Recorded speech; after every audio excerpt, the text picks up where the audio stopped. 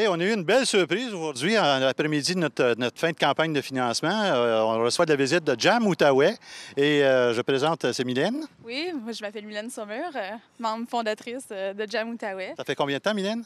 Ça fait 8 ans, ça fait depuis 2008 que Jam Outaouais existe. On facilite les rassemblements de djembé en Outaouais, surtout à Buckingham, en partenariat avec la ville de Gatineau. Et tu veux nous présenter tes copains à partir de là-bas? Tu sais qu'on fait une entrevue ici. On a Oumar. Enchanté. Enchanté. Merci. Emilio. Michel Savourin. Puis... Je connais très bien. Oui. Et puis Marie-Pierre. Et toi, tu fais partie du groupe depuis le début, le tout début? Oui, depuis que l'initiative a été lancée en 2008, comme Mylène l'a dit. Donc, on a embarqué sur un coup de tête. C'est une approche qui est très volontaire, donc c'est vraiment de l'improvisation. Il n'y a aucun cadre qui régit le groupe. On invite tout le monde à venir participer, mais surtout ce qui est exceptionnel dans l'expérience que nous sommes en train de vivre, c'est de donner deux choses. D'abord, la première chose, le goût du jeu, donc que les gens puissent jouer en symbiose et tout. Mais surtout, la deuxième chose, c'est une implication communautaire. Donc, c'est les deux aspects que nous avons au sein du mouvement. C'est très spontané. Mylène nous coordonne depuis le début, malgré toutes les périodes qu'on a. Il y a d'autres membres qui sont absents aujourd'hui. Il y a Jean-Maurice qui n'est pas là aujourd'hui avec nous. Il y a Jean-Maurice... Vous êtes combien au total? On est à peu près une dizaine de personnes autour du mouvement. Mais ce qui est exceptionnel dans la région, c'est qu'il y a beaucoup de personnes qui n'ont jamais joué et qui sont arrivées toute une première fois et qui sont rentrées dans le mouvement. C'est assez exceptionnel. Donc, il n'y a pas besoin de connaître le djembé, de savoir jouer le djembé. On invite tout le monde. C'est l'occasion justement pour inviter toute personne qui veut juste s'exprimer, partager une passion de communication, même pas de jeu, juste de communication, échanger avec le monde. Mais vous êtes les bienvenus dans la gang. Mais Mylène pourra présenter les projets. Ben oui. Comment ils peuvent participer? Parce que c'est pas tout le monde qui a des tambours, là, vous les appelez des djembés, mais comment ils peuvent le faire? Oui. Donc, dans le fond, on invite tout le monde à venir tous les jeudis de l'été à partir de 19h au Pont Brady à Buckingham.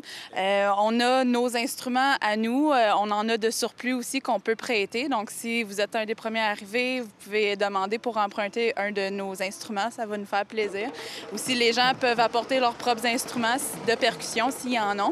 Puis, ou sinon, les gens peuvent tout simplement danser puis taper des mains puis chanter puis se laisser aller. C'est vraiment libre à tout le monde. Ça, c'est jeunes ou vieux, là, parce que j'en ai vu des tout petits qui étaient... Oui, jeunes ou vieux.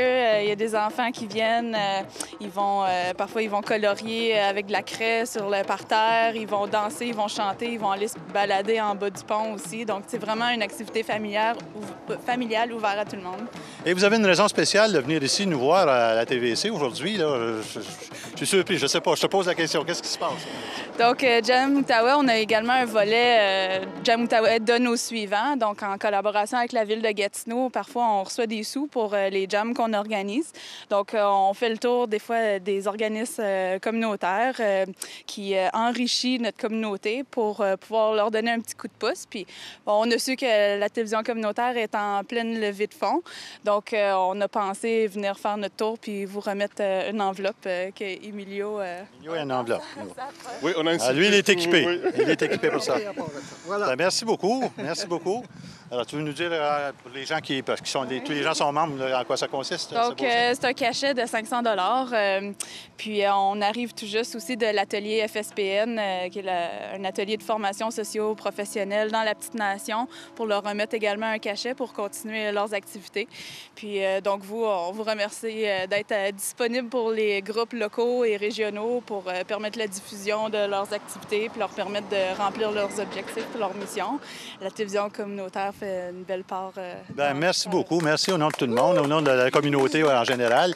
Et puis, je souhaite que vous continuiez à travailler parce que je sais que le jeudi soir, il y a beaucoup de monde qui se rassemble, qui vont vous voir au Pont Brady. Alors, tout au cours de l'été, il y a des dates, de telle date à telle date? Oui. Oui. Tout l'été, à partir de juin, tous les jeudis, c'est un rendez-vous à partir de 19h au Pont Brady.